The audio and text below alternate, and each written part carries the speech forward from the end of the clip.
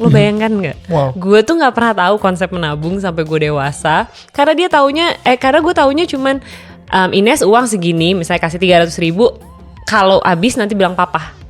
Dia tuh gitu ngasih tahu gue. Jadi gue selalu mikirnya uangnya tuh buat gue habiskan, nanti gue minta lagi gitu. Wow. Yeah. Again ya, dengan gue I stop fighting. Gue tahu kalau Tuhan itu memegang gue. Dia gak mungkin membiarkan gue kelaparan seperti dia tidak membiarkan burung-burung kelaparan gitu. Jadi gak akan pernah, dia pasti akan ngasih sesuatu buat gue. Dia pasti akan menjaga gue dimanapun gue berada. Dan kehadiran anak gue juga membuat gue jauh lebih memaknai kehadiran Tuhan. Karena gue tahu gue tidak bisa menjaga anak gue setiap saat 24/7, impossible. Dan ketika gue tidak ada di situ, gue tahu tangan Tuhan yang menjaga dia. Hai, ini gue Daniel, tetangga kamu. Yuk kita mulai. Gue penasaran juga, bagaimana sih hubungan lu sama Tuhan sekarang? Who is God to you? And lu kan tadi bilang bahwa lu tidak mempunyai hubungan dengan Tuhan juga karena lu lagi sibuk, lu ngedistract diri lu dengan berbagai macam hal dan lain-lain. Tapi ketika everything crumbles down, how did God find you? Gue sebenarnya dari dulu adalah orang yang sangat gemar berdoa. Oke. Gue merasa berdoa itu creating good habits. Berdoa itu self-hypnotizing diri gue, menarik banyak banget hal baik ke dalam diri gue. Tapi mungkin dulu gue tidak memaknai kehadiran Tuhan seperti gue maknai sekarang. Jadi itu sih yang mungkin persepsi tentang kedekatan gue sama Tuhan yang berbeda di belakangan ini gitu ya. Gue tidak pernah mengira bahwa cinta Tuhan adalah yang paling mendasar di dalam cinta gue pada diri sendiri gitu. So good. Jadi kalau lo tanya sekarang bagaimana hubungan gue sama Tuhan, gue kok merasa gue menemukan kehadiran dia di semua tempat sekarang. Dulu mungkin gue harus berdoa gitu kayak untuk merasa dia ada gitu. Sekarang gue merasa dia di semua tempat untuk gue. Gue merasa again ya, dengan gue I stop fighting. Gue tahu kalau Tuhan itu memegang gue. Dia gak mungkin membiarkan gue kelaparan seperti dia tidak membiarkan burung-burung kelaparan gitu. Jadi gak akan pernah, dia pasti akan ngasih sesuatu buat gue. Dia pasti akan menjaga gue dimanapun gue berada. Dan kehadiran anak gue juga membuat gue jauh lebih memaknai kehadiran Tuhan. Karena gue tahu gue tidak bisa menjaga anak gue setiap saat 24/7, impossible. Dan ketika gue tidak ada di situ, gue tahu tangan Tuhan yang menjaga dia. Wow. Gitu.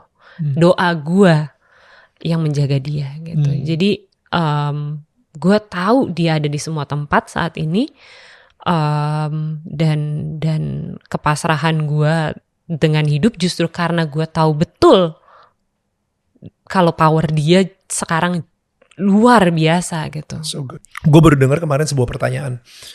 Lu berdoa sama Tuhan because he's useful or because he's beautiful? Itu keren banget.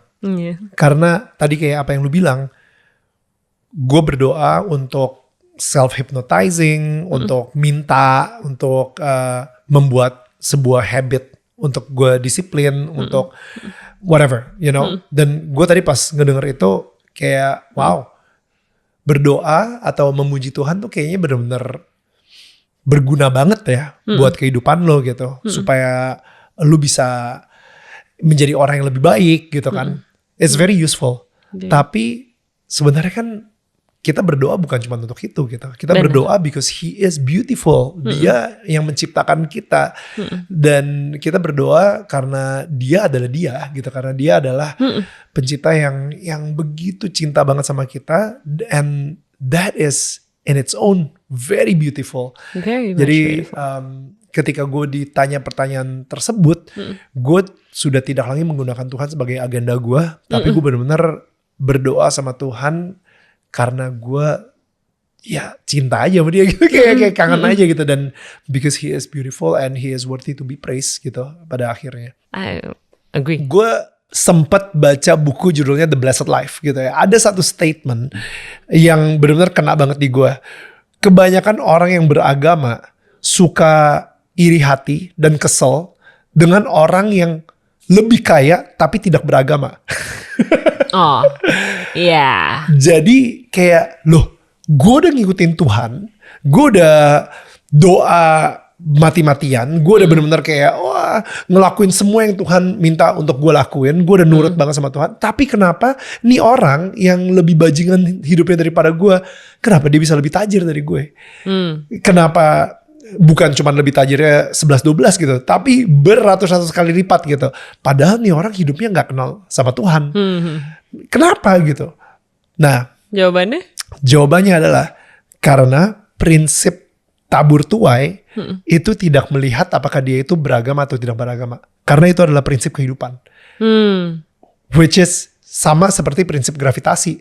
Lu mau orang beragama, lu bukan orang beragama, lu loncat dari gedung lantai 50, ya lu bakal mati. Itu prinsip gravitasi. Nah, kadang-kadang orang yang, lu lihat deh, orang yang tidak beragama gitu ya, dia dengan gampangnya menggunakan duitnya itu untuk bayar ini, bayar itu, bayar bayar uang pengaman ini.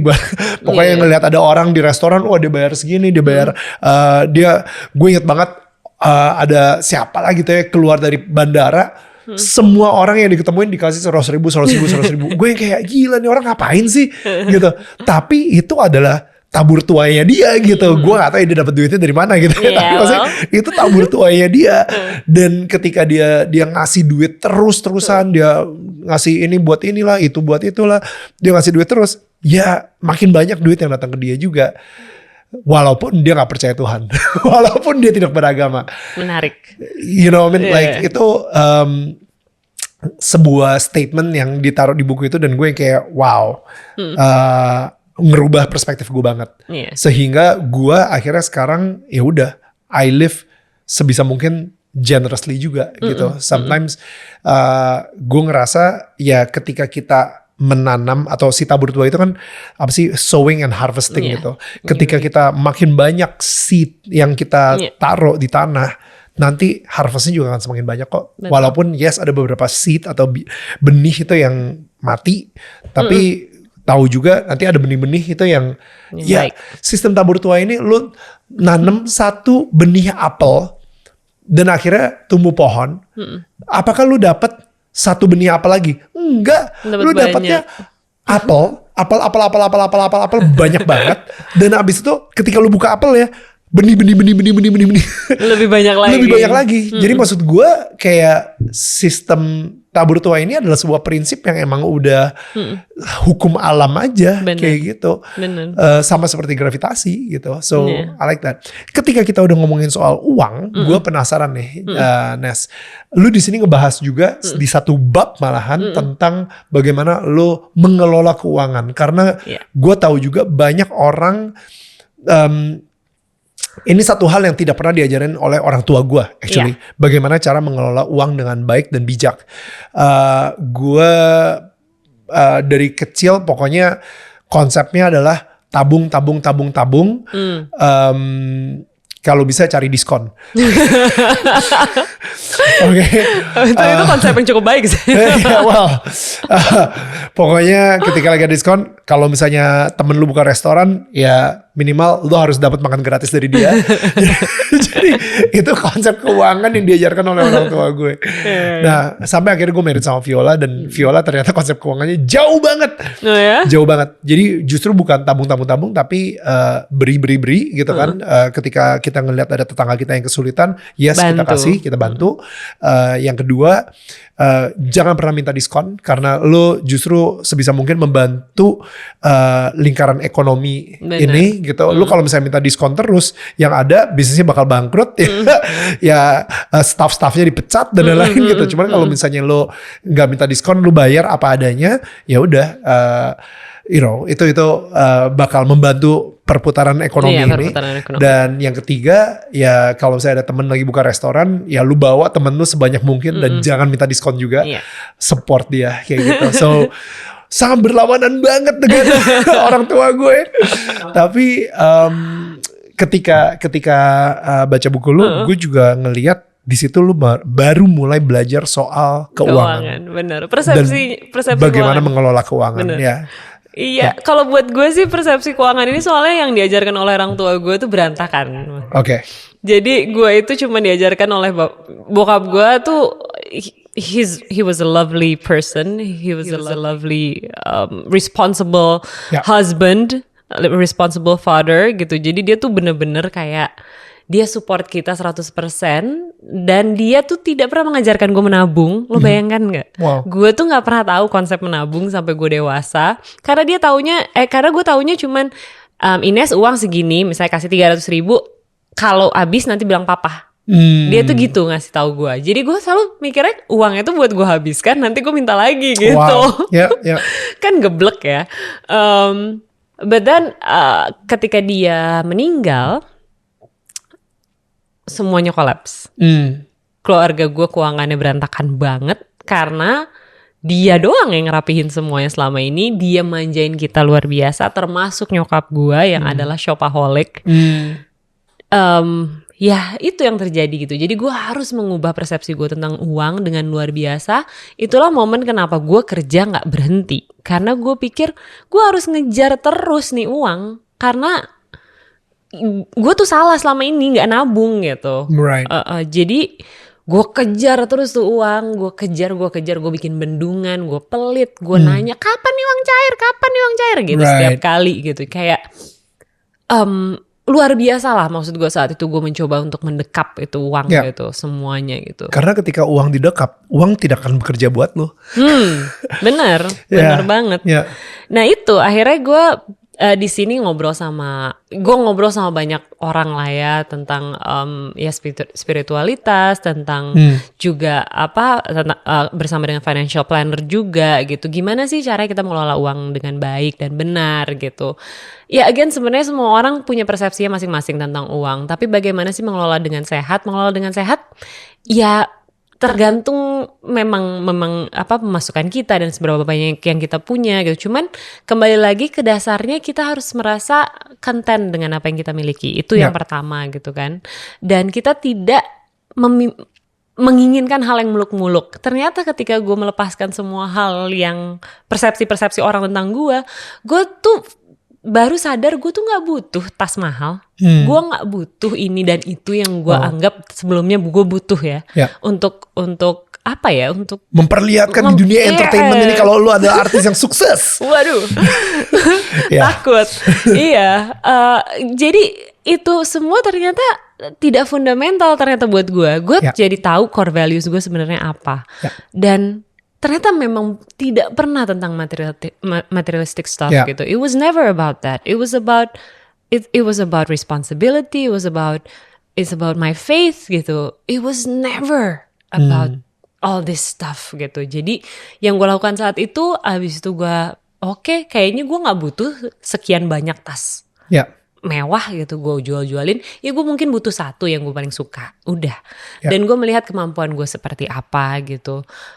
Gue nggak perlu lah mempunyai satu hal yang semua orang punya. Cuma karena gue pengen punya yang semua orang punya, gue harus punya gitu. Jadi udah nggak kayak gitu gue mikirnya. Terus ya udah akhirnya gue membereskan semua hal yang menurut gue non esensial di dalam hidup gue ya. Tergantung ya, ada orang yang memang sangat suka gitu dengan koleksi ini itu, dan gue nggak ngejudge orang yang memang senang gitu. Tapi at the end of the day it's about your values gitu. Kalau buat gue, makanya urusan dengan finansial, persepsi gue tentang keuangan itu fundamental kan untuk semua orang. Jadi itu yang gue beresi untuk membuat diri gue merasa enggak cukup. Uang gak usah selalu dikejar sampai segitunya. It'll come to you. It'll come to you. Berkat yang dikasih Tuhan gak akan salah alamat. Pasti akan datang ke lo kalau memang itu buat lo gitu. Jadi gue gak merasa gue harus terus-terusan lari. Kalau gak gue ambil nanti diambil orang gitu. Enggak. Udah just wait, do your best, pray, dan udah lihat aja yang ada di depan lo tuh ada seberapa yang bisa lo lakukan, lo dapetin gitu. Kalau di Alkitab kan kita tahu ada talenta yang kita harus mengembangkan talenta ini sampai berapa gitu ya. Gue sih merasa ya mungkin saat ini yang gue mau ternyata menulis. Gue nggak tahu menulis ini akan membawa gue kemana. Wah, Jujur, membawa lo ke podcast dan kamu by the way. Ya kalau misalnya bukan karena buku ini mungkin kita gak pernah ketemu. itu dia. Gue nggak pernah tahu. Itu secara finansial maksud gue belum menjanjikan, Mas Daniel. Gimana untuk hidup di Indonesia? Let's just face it. Menjadi seorang penulis mungkin bukan sesuatu yang menjanjikan.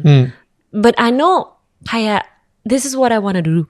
Dan gue harus terima gitu dengan gaya hidup yang bukan akan seperti bintang film di luar sana gitu. Jadi no, I'm okay ternyata gitu. Ternyata value hidup gue adalah sharing sama orang. Value hidup gue adalah connection yang gue akan temukan. Relationship, any kind of relationship, friendship, platonic, semua yang gue ambil gitu. Karena that's what I wanted in life.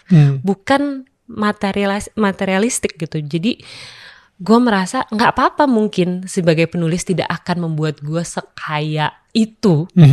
Tapi membuat gue kaya di dalam hati. Dan that's enough buat gue gitu. Ya, sampai akhirnya kita bisa berdamai ya sama hal tersebut ya. Kayaknya gak mudah untuk bilang ya udahlah nggak apa-apa, gue nggak perlu seperti Elon Musk, it's okay. Atau Bill Gates ya nggak perlu jadi yang pertama, yang kedua boleh lah gitu. Yang kedua yang paling kaya di dunia boleh lah. Yang ketiga ya udah Warren Buffett juga ya udah kalau emang harus ya. Ya tapi kita akhirnya bisa berdamai bahwa it's okay, kita ternyata nggak butuh banget. Itu kan sesuatu yang kita mau, tapi ternyata bukan sesuatu yang kita butuhkan. Yes. Yang kita butuhkan ya minimal kita ada atap, kita ada makanan, yang primer lah kayak kita ada baju yang kita bisa pakai, dan kita ada kita bisa memprovide itu juga untuk orang-orang yang kita sayang seperti anak kita, dan kita juga bisa mempunyai hubungan yang sehat dengan kiri dan kanan kita gitu, dan dengan teman-teman dan lain-lain gitu. Karena pertanyaannya seberapa banyak uang sih yang kita butuhkan sebenarnya gitu loh.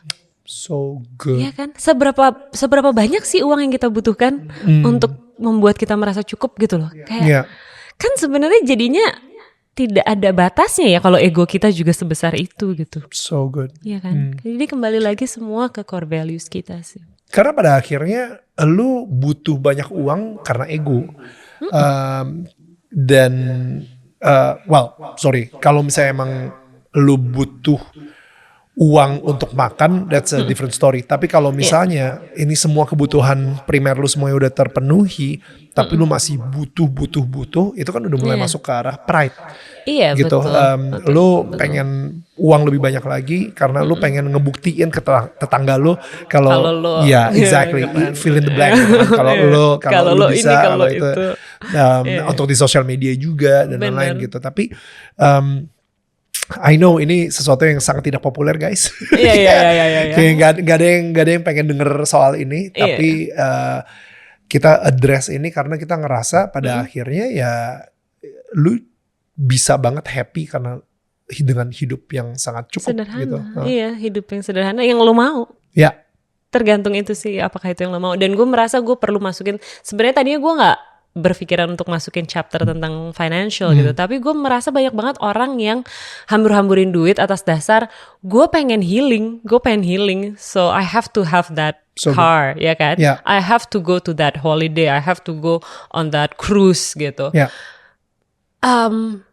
Terus apa artinya healing lo kalau memang itu adalah hanya sebagai apa ya? Justifikasi untuk lo hambur-hamburkan uang untuk diri lo sendiri gitu. Tapi healing yang kenapa gue bilang ini kan adalah proses mengenal diri semuanya dibereskan gitu. Persepsi lo secara finansial apa yang harus lo lakukan gitu, bukan menghambur-hamburkan. Gue bukan bilang juga jangan makan enak ya gitu, tapi makan enak nggak apa-apa gitu, hidup enak itu nggak apa-apa gitu, tapi jangan serta-merta atas nama healing lo melakukan itu semua. Betul. Sih. Apalagi pinjem duit juga atau nyicil. Healingnya nyicil. Itu bukan healing guys. Bukan. Lu kalau misalnya nyicil untuk healing, begitu lu balik dari tempat healing lo itu, stres lagi. Lebih stres lagi. Sekarang hidupnya Ines sendiri setelah you found the light in you, what change? Anakku sempat sakit mas,